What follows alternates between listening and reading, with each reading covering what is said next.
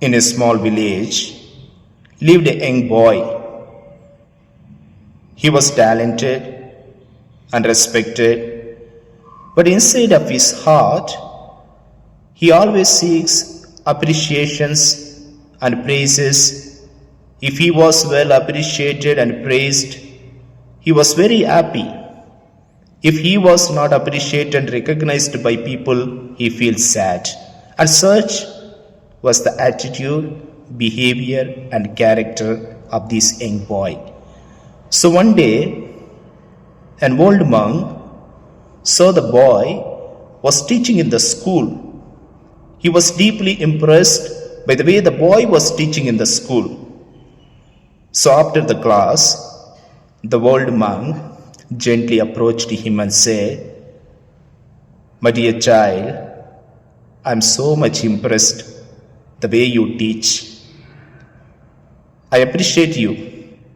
You teach very well, but also learn to listen God in silence." This poor boy didn't understand. He was perplexed and disturbed, and that night the boy sat in silence. He found himself alone in the room, and he was deeply inspired, and he began to pray suddenly, looking at the crucifixion in his room. And slowly, a gentle voice rose in his conscience as if God was telling him, "My dear son, do not seek appreciations and praises from others and from the world, but seek God first." In this way, the little boy began to welcome humility in his heart. Now, a month later, when he received an award, he said this: "Whatever I am is God's grace." He understood that the true humility comes by lifting God above ourselves. Thus, the boy began to welcome humility into his heart. Now, years later, when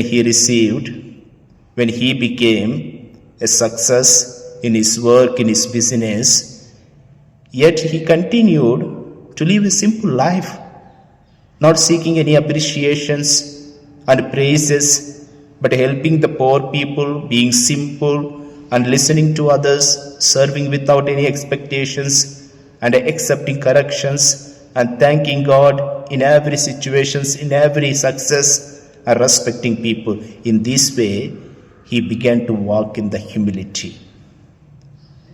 My dear brothers and sisters, in the story, the boy first learned to welcome humility into his heart. Then he found the way to humility, and finally he began to walk in the humility. The fourth Sunday, in ordinary time, invites us to reflect on the triple W.